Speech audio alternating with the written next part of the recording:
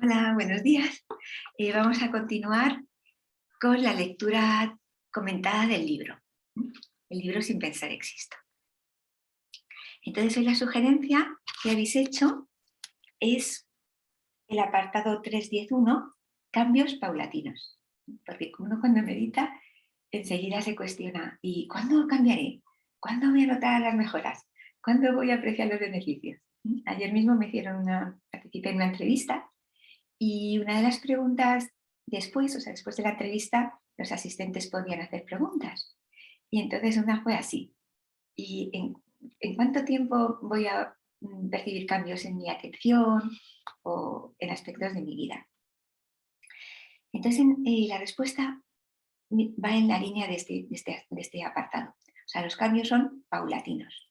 O sea, puede ocurrir que un día uno tiene un regalo, que ocurre, un día te levantas y tienes una atención estupenda, los pensamientos apenas te molestan, viene el modo silencio, tienes así como regalitos, demostraciones de la vida que es posible tener cuando salimos de la mente y los pensamientos no nos agobian.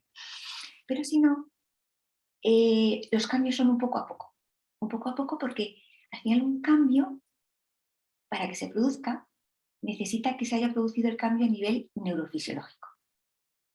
Es decir, que necesita un cambio en las conexiones neuronales. O sea, a lo largo de nuestra vida hemos ido, voy a dar aquí a admitir, a lo largo de nuestra vida hemos ido creando conexiones, creando caminos, caminos de razonamiento, capacidades cognitivas. Entonces, si algunas de ellas no las hemos grabado bien y queremos cambiarlas, ese cambio toma un tiempo, el tiempo de que esas conexiones neuronales vayan cambiando.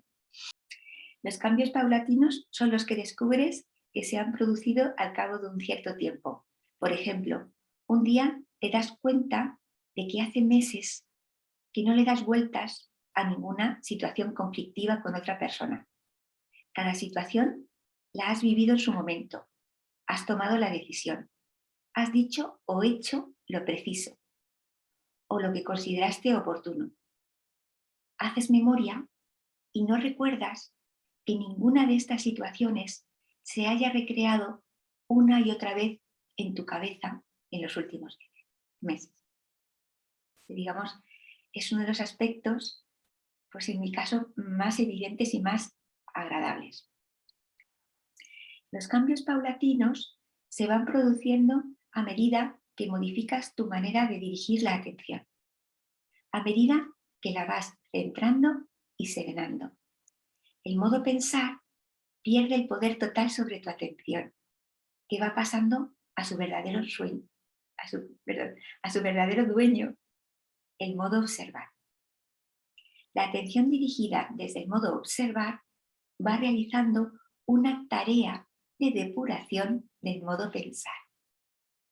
Como el tipo de actividad de nuestro cerebro define las conexiones que se van creando, fortaleciendo o debilitando, esta gestión del modo observar lleva a cambios fisiológicos. Así, a medida que va pasando el tiempo, vas descubriendo diferencias en tu manera de vivir. Este sería el aspecto que señalé al principio.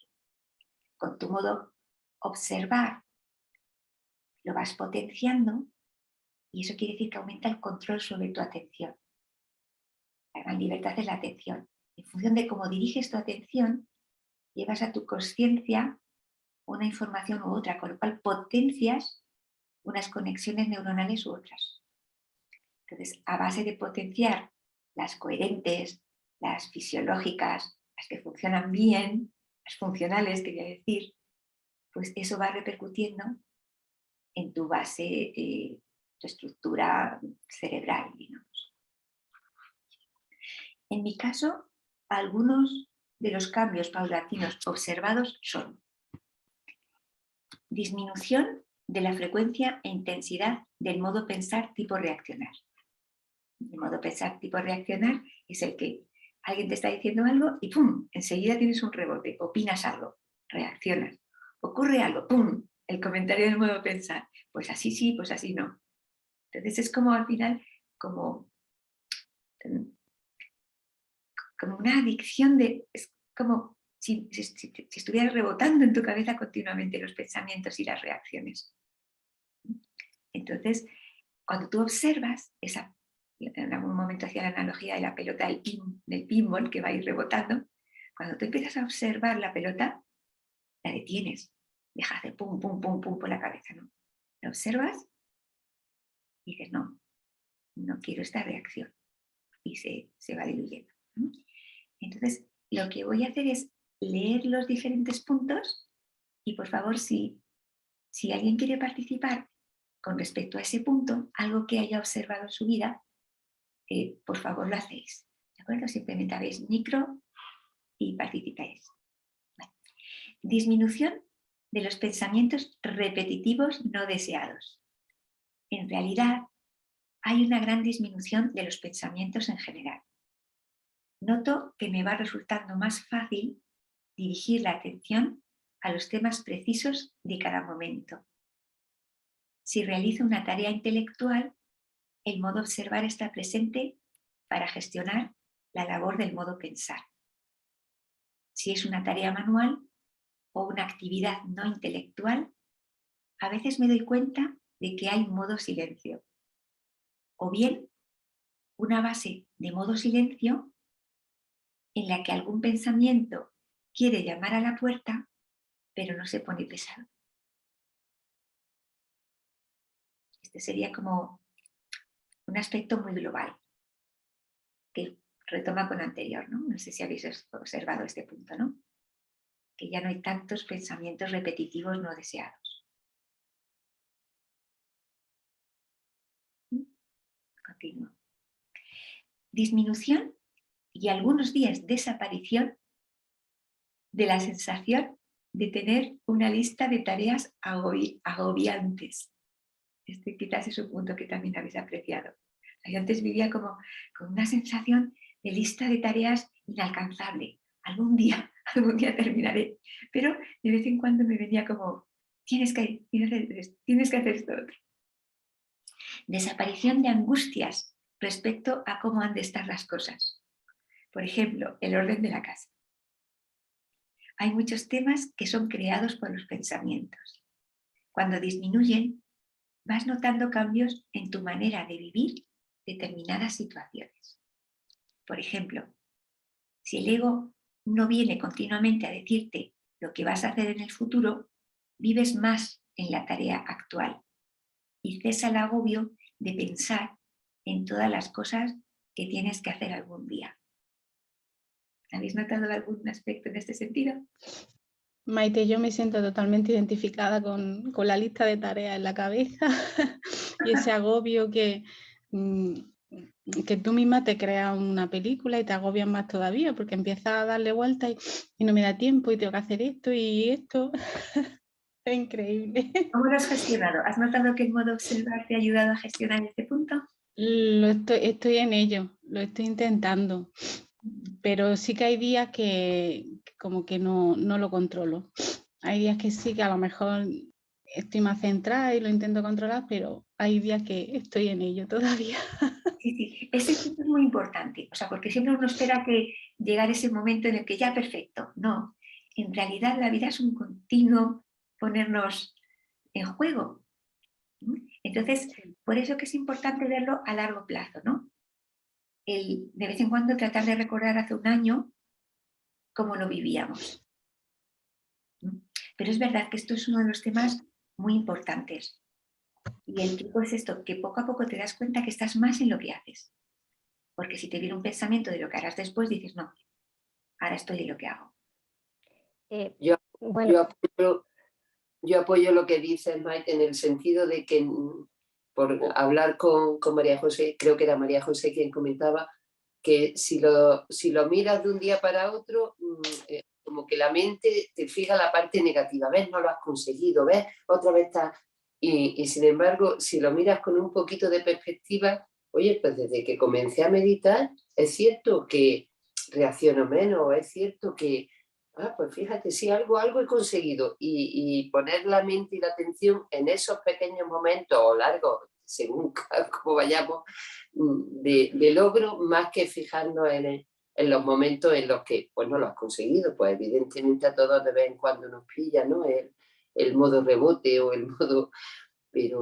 Pero sí, yo veo interesante lo que has dicho, lo de la perspectiva a largo plazo. Es decir, bueno, que es cuando observas y dices, pues yo antes, en los dos primeros aspectos que has comentado, sí notas, pero claro, no puedes decirlo con la boca grande, decir, "Buah, ya esto está conseguido". No, solo que has mejorado mucho. Sí, sí. Y ahora al hilo de lo que dice Marga, o sea, fijaros, en el momento en el que os dais cuenta, ese momento de darte cuenta ha de ser un momento de alegría. Dice, ay, me estoy dando cuenta de que mi ego está ahí con el tengo que. Entonces, en lugar de vivirlo como hay que ver, todavía viene, se puede vivir con alegría. Mira, me estoy dando cuenta. O sea, tú en el momento que te das cuenta de que estás prestando atención a este pensamiento, el tengo que, pues ya es el momento para cambiarlo. Mayor facilidad para entender situaciones y actuaciones de otras personas. Disminuye el enfado, el querer tener razón, el querer que los demás sean de una determinada forma. Entiendes, aceptas, perdonas. Distingues entre la actuación del ego de las personas y la esencia, el ser que hay en su interior. Es difícil de explicar, pero sería algo así como que entiendes que a esas personas les está liando el ego y percibes que desde tu ser fluyen sentimientos puros que mejoran el ambiente. En tono cómico sería una escena en la que nos entendemos con la otra persona desde el ser y le damos una palmada de ánimo. Hay que ver la que te está liando el ego. Ánimo. Es una palmada sutil que mejora el ambiente y los estados de ánimo de las personas. Una palmada que transmite sentimientos puros, como el amor o la compasión. Digamos que lo que ocurre es que en el modo observar, tú ya estás en el ser. Tu ego también puede estar por ahí, porque el ego, hasta que no entramos en modo silencio, pues sigue hablando. Pero ya ese modo observar te empieza a ayudar a distinguir el aspecto también de ego o de historia mental de la otra persona. Te sitúas un poco en tu ser y entonces ya lo que le ocurre a la otra persona lo ves más como su aspecto mental. O sea, lo que ocurre, digamos, es que tú también te lo tomas menos personalmente porque tú ya no lo estás viviendo desde tu ego, lo estás viviendo desde tu ser. Entonces, lo que ocurre con la otra persona ya no entra en conflicto con tu propio ego. Y ese ahorro de ese conflicto que ya no está, se traduce en que tienes mayor facilidad de entender el programa mental del otro o el programa emocional. Entonces, cuando tú ya lo entiendes, pues el siguiente paso es aceptarlo, perdonarlo, con este entendimiento de que es el ego el que está liando la historia. No es el corazón de esa persona, no es la esencia de esa persona, es, pues lo que hemos hablado antes, pues los engranajes que vamos creando en nuestra corteza cerebral. Entonces, es esto que he tratado de explicar aquí, ¿no? Es como que de repente tú, digamos desde el corazón, podríamos decir, percibes el corazón de la otra persona, de alguna manera te llega a su ser y el diálogo es de ser a ser. Y por encima está esa capa del rollo de la historia que está creando el conflicto, ¿no? Pero tú te mantienes en esa percepción más profunda y es como si a ese nivel profundo hubiera una comunicación de sentimientos. Es como que de amor, de compasión, ¿no? Es como que desde tu ser le dices, anda, hay que ver la que tenemos por ahí arriba. Mejora de la postura y del equilibrio de las curvas vertebrales. Lo que pensamos influye en nuestro rostro y también en nuestra postura. Decíamos que algunos problemas se van con los pensamientos, porque son estos los que los crean. Por ejemplo, la pereza. Pues a nivel corporal es algo parecido. Algunas tensiones musculares y posturas disfuncionales desaparecen con los pensamientos que las generan. Pues es un tema interesante que os recomiendo, el tema de la postura, porque la postura no engaña, es algo que está reflejando nuestro estado interior.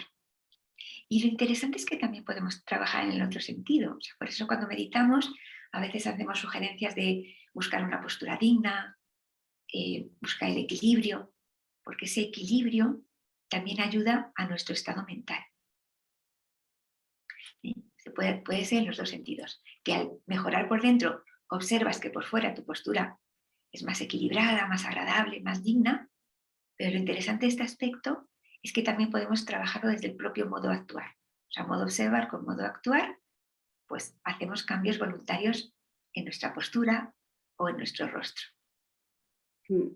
Sí, cuando fluye muy bien la energía, porque claro, ya sabemos que hay un aspecto sutil, energético, ¿no? Que en la India le llama la energía Kundalini, pues claro, cuando meditamos nos sentamos y favorecemos que haya un mayor riego de esta energía. Entonces, claro, esta energía hace un trabajo interesantísimo que se refleja a nivel muscular. O sea, en ese momento está equilibrando a tope nuestro cuerpo y nos está llevando a un estado de salud postural.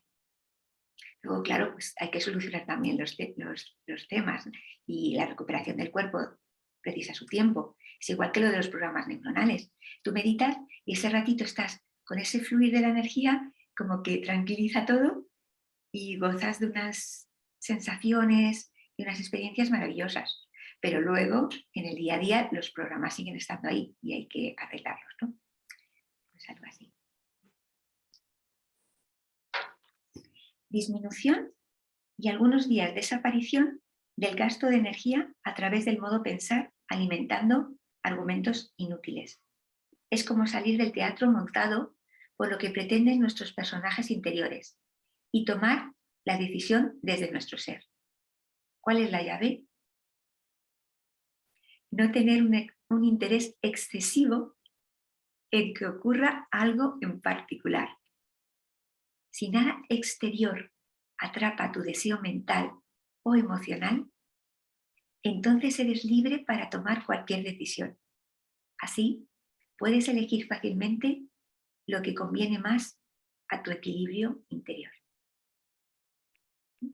Digamos que cuando está el ego, en cualquiera de sus variantes, el ego siempre quiere algo, tiene un interés. Entonces el truco aquí es la llave, es decir, pierdo ese interés. ¿Qué pasa si pierdo ese interés? Desde esa postura más imparcial es más fácil tomar una decisión adecuada.